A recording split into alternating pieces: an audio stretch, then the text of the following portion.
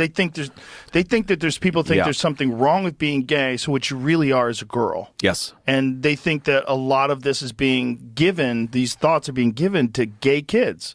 These kids will just grow up to be gay men, and instead you're getting them to convert their gender. It's pharmaceutical conversion therapy, right? And it's profitable, which is terrifying. It's terrifying once pharmaceutical corporations have they have a pattern and a history of profiting off of things. They want to keep profiting off of it. They don't want to just stop. And so right now, this has become a profitable venture that's scaled. If you go look back from like 2007 to 2024, there's way more of these air quotes gender-affirming care centers. Yes. And they're profitable. Well, and this used to be something that the old left, right, the criticism that was made of American healthcare, which I always thought made some sense as a conservative guy, is that when you have the profit motive influencing government policy around healthcare, then sometimes the profit motive can be a good thing. Like, we're going to develop life-saving cancer drugs. We want that to happen, right? And I'm fine with people making a big profit for that.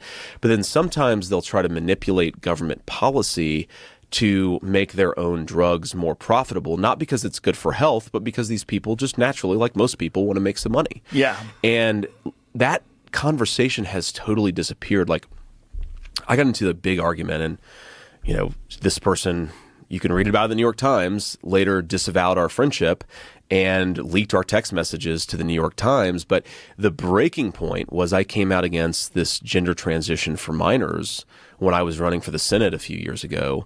And she's a transgender individual, and she kind of flipped out on me. And the thing that I never understood, because she's like very much an old school leftist, is, are you not at all a little bit worried about how rich people are getting by prescribing experimental therapeutics to 9, 10, 12-year-old kids? Like, this used to be something that the American left would have gone crazy about.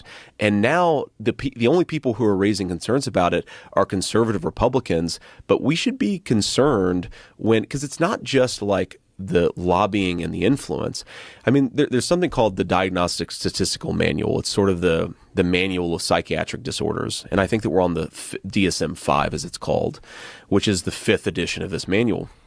You have drug companies that are making money that are lobbying to have, child dysphoria put into our psychiatric manuals, because then psychiatrists will treat that condition, and then those pharmaceutical companies will get rich from it.